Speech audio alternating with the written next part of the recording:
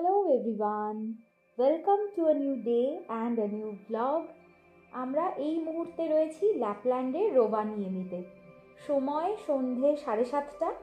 আজকে রোভানিয়েমিতে আমাদের তৃতীয় দিন। এখন রোভানিয়েমির সিটি সেন্টারে একটু ঘুরে বেড়াচ্ছি, তবে একটু পরেই ফিরে যাব আমাদের এয়ারবিএনবির সামনে, কারণ আজকে আমাদের প্রথম নর্দার্ন লাইটস ট্যুরে যাওয়ার কথা। রেডি হয়ে আমরা নিচে নামলাম। আমাদের যে ট্যুর গ্রুপ নিয়ে যাচ্ছে, ওরা গাড়ি করে আমাদের এখান থেকে পিক আপ করে ওদের অফিসে নিয়ে যাবে প্রথমে। তারপর যা যা ড্রেস জুতো ওখান থেকে দেবে, তারপর আমরা ওখান থেকে চেঞ্জ করে তারপরে রওনা দেবো। ওয়েদার অ্যাজ অফ মনে তো হচ্ছে চান্সেস আজকে কিছুটা আছে 50-60%। একটু আগে যদিও স্নোফল হচ্ছিল জানি না, তবে প্রচণ্ড ঠান্ডা লাগছে আজকে, জানি না অন্য দিনের থেকে অনেক বেশি ঠান্ডা লাগছে। আমরা ডিনার কমপ্লিট করে যাচ্ছি। চলে এসেছি আমরা আমাদের ট্যুর সংস্থার অফিসে। যেমনটা দেখতে পাচ্ছেন, এই যে ভেতরে স্যুটগুলো রাখা রয়েছে, তো এই স্যুটগুলো পরেই যাব, কারণ আজকে যে পরিমাণ ঠান্ডা তাতে আমরা যে জ্যাকেটগুলো পরে রয়েছি সেটা মনে হয় না যথেষ্ট হবে। সেই কারণে আমরা এইগুলো পরে নিয়ে তারপর যাব। ড্রেস পরে একদম রেডি। আজকে কিন্তু খুব ঠান্ডা বাইরে, সেই জন্যই তার আরও পরলাম। আর শুধু আমিও না, প্রণবও পরেছে, যেমন দেখাচ্ছি। প্রণবও পরে নিয়েছে ড্রেস, রেডি হয়ে গিয়েছি আমরা। এবারে আমরা গাড়িতে গিয়ে বসবো। এই যে আমাদের গাড়ি,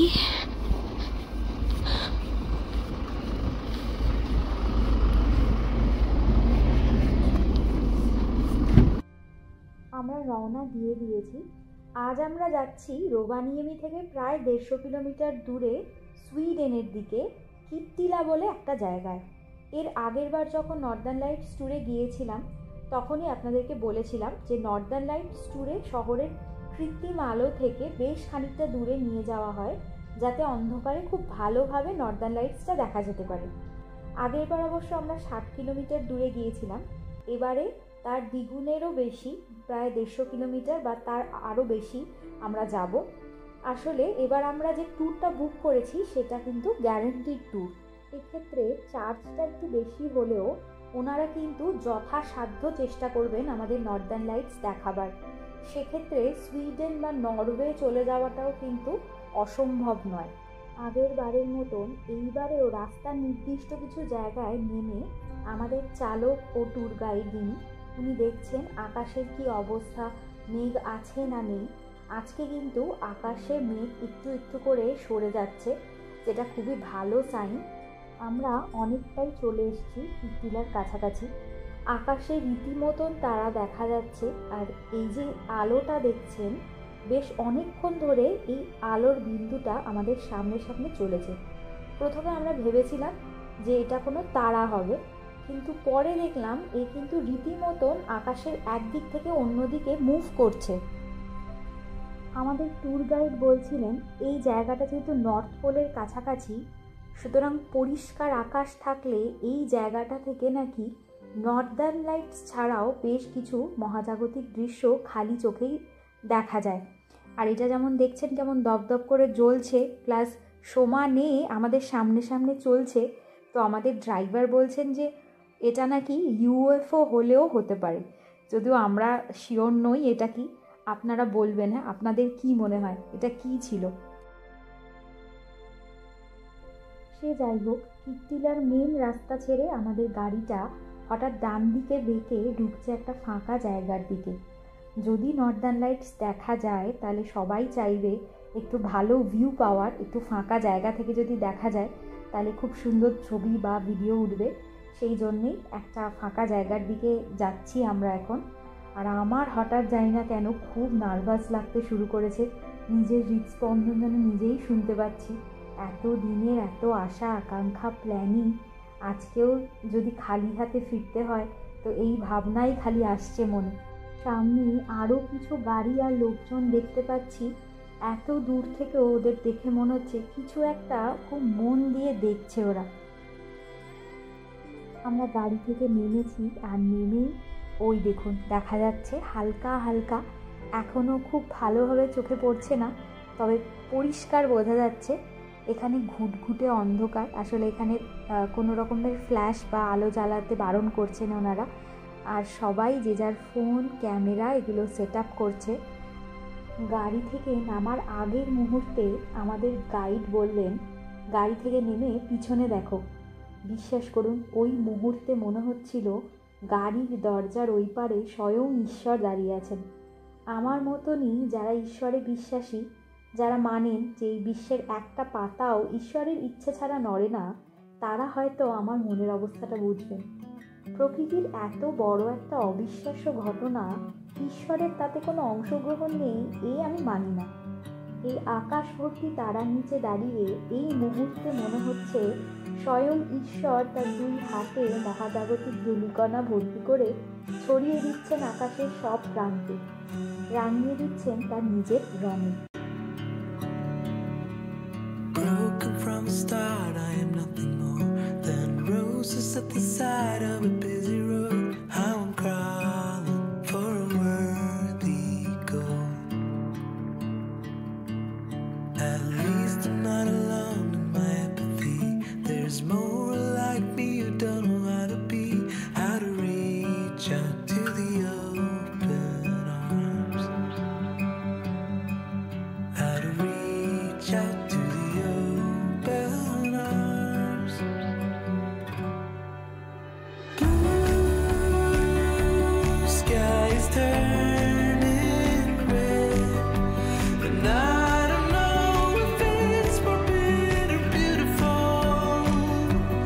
Yeah, blue skies turning red, and I don't know, should I be scared or grateful?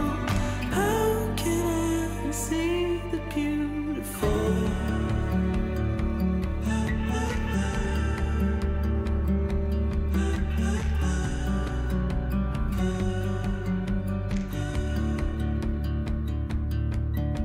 Broken from the start, I am nothing more than roses at the side of a busy road. How I'm crawling for a worthy goal.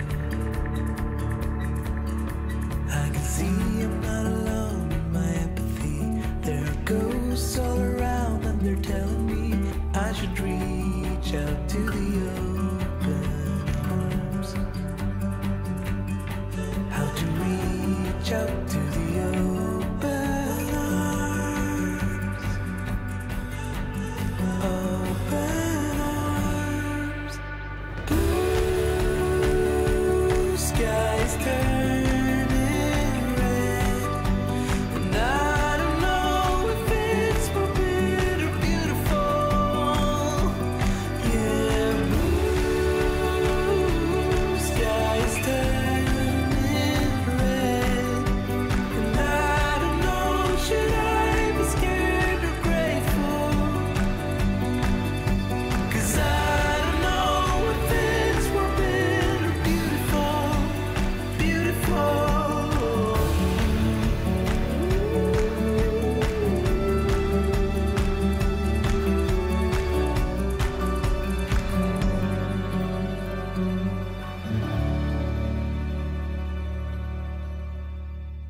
শুনেছি মৃত্যুর পর 7 minute অবধি আমাদের brain active থাকে। ওই 7 মিনিটে জীবনের সবচেয়ে সুন্দর মুহূর্তগুলোর রিক্যাপ চলতে থাকে। আমার জীবনের বেশ কয়েকটা এরকম মুহূর্ত এসেছে বা হয়তো আসবে, কিন্তু আমি হলফ করে বলতে পারি আমার সবচেয়ে প্রিয় মানুষটির পাশে দাঁড়িয়ে এই যে মুহূর্তগুলো কাটাচ্ছি, আমার মৃত্যুর পর ওই 7 মিনিটের বেশ কিছুটা সময় আমার ব্রেন আমাকে এই মুহূর্তের রিক্যাপ নিশ্চিতভাবে দেখাবে। ভীষণ ভীষণ কৃতজ্ঞ ঈশ্বরের কাছে।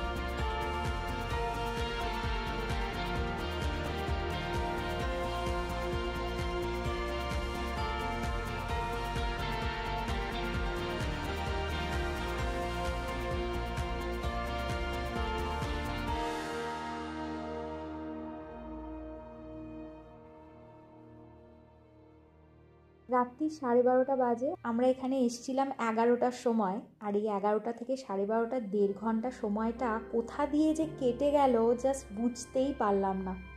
আমাদের জীবনের অন্যতম সেরা 1.5 ঘন্টা এটা বলতে পারি। আর যে কোনো ভালো জিনিস যখন শুরু হয় সেটা শেষও থাকে। আমাদের যিনি গাইড বা ড্রাইভার যিনি আমাদের নিয়ে এসছেন এখানে, উনি বলছিলেন প্রায় দুবার এখানে এক্সপ্লোশন হয়েছে নর্দার্ন লাইটসের। তো যে সেটা হয়তো ক্যামেরাতে আপনারাও বুঝতে পেরেছেন। তো যাই হোক, আর একটা কথা না বললেই নয় যে যেহেতু আজকে আকাশটা পরিষ্কার ছিল, শুধু নর্দার্ন লাইটস নয়, আকাশের তারাগুলো এত সুন্দর, এত স্পষ্টভাবে চোখে পড়ছিল, মনে হচ্ছিল না হাত বাড়ালেই তারাগুলোকেও আমরা ছুঁতে পারবো। এই অভিজ্ঞতাটাও কিন্তু অসম্ভব ভালো লেগেছে। তো যাই হোক, আমাদের সাথে সাথে অন্য যারা এসেছিলেন তারাও এবার চলে যাচ্ছেন। Good morning everyone. আজকে পরের দিন সকাল 6:30 বাজে, আর আমরা আজকেই চলে যাচ্ছি বেলজিয়ামে। কারণ আমাদের যেটা আমরা করতে এসেছিলাম সেটা আমরা দেখে নিয়েছি। তো আর যেহেতু আমরা এর আগে 1 মাস আগেই এখানে এসেছিলাম, তো মোটামুটি সবই ঘোরা, তো সেজন্য আলাদা করে কিছু দেখারও নেই, ঘোরারও নেই। আর প্রণবের অফিসও আছে, তো ওকে কাজ করতে হবে, তো সেই জন্যই আজকে ভোরবেলায় আমরা বেরিয়ে যাচ্ছি। আর আজকেই সন্ধ্যের দিকে পৌঁছে যাব। আমরা এখান থেকে যাব প্রথমে হেলসিঙ্কিতে, হেলসিঙ্কি থেকে তারপর এবার ব্রাসেলসে যাব। তো যেটা বলার সেটা হচ্ছে যে কালকের অভিজ্ঞতা আপনাদের সাথে তো শেয়ার করলামই সব কিছু। এখানে আসার ক্ষেত্রে আমি বলবো যে আমি না এর আগের বারে যখন এসেছিলাম তখন তো অনেক কিছুই ঘুরেছিলাম, কিন্তু শুধুমাত্র নর্দার্ন লাইটসটাই আমাদের দেখা হয়নি। তো একটা তো আফসোস ছিলই মনের মধ্যে। তো আমার হঠাৎ করে মনে হলো যে জানি না, একটা ট্রাই বোধহয় নেওয়া যায়। আমি এমনিই বলেছিলাম প্রণবকে, তো প্রণব হঠাৎ করে এই উইকেন্ডটাতে প্ল্যান করে, এবং ভগবানের সত্যি কৃপা যে আমরা দেখতে পেয়ে গেলাম এবং এত ভালো করে দেখেছি। কালকেটা সত্যি এক্সেপশনাল। আমাদের যিনি গাইড ছিলেন উনি বলছিলেন যে সাধারণত আকাশের একদিকে দেখা যায়, কালকে প্রায় পুরো আকাশ জুড়েই দেখা যাচ্ছিল। আপনারা তো দেখেওছেন ভিডিওটা যদি দেখে থাকেন। তো ভীষণ ভীষণ খুশি, ভীষণই মানে আনন্দ নিয়ে যাচ্ছি। ফিনল্যান্ড আমাদের ফেরায়নি, ল্যাপল্যান্ড আমাদের ফেরালো না, একদম দুহাত ভরে আমাদের দেখিয়ে দিল যেটা আমরা দেখতে এসেছিলাম। তো এটাই বলার। এবার আমরা বেরোবো, এয়ারপোর্ট যাব। সকাল 9:30 বাজে। আমরা এখন রয়েছি রোভানিয়েমি এয়ারপোর্টে, আর ফ্লাইটেও উঠে গিয়েছি। আমরা এখন হেলসিঙ্কি হয়ে যাচ্ছি ব্রাসেলস। বাড়ি পৌঁছাতে পৌঁছাতে মোটামুটি রাত্রির হয়ে যাবে। আর দেখুন, এবারেও কিন্তু ল্যাপল্যান্ড আমাদের একটা রৌদ্রোজ্জ্বল দিন দেখিয়ে বিদায় জানাচ্ছে। আগেরবারেও তাই করেছিল, তবে আগেরবারে রোদ দেখে মন খারাপ হয়ে গিয়েছিল। এবারে কিন্তু খুব খুশি মনে আমরা যাচ্ছি, তার কারণটাও আপনারা জানেন অবশ্যই।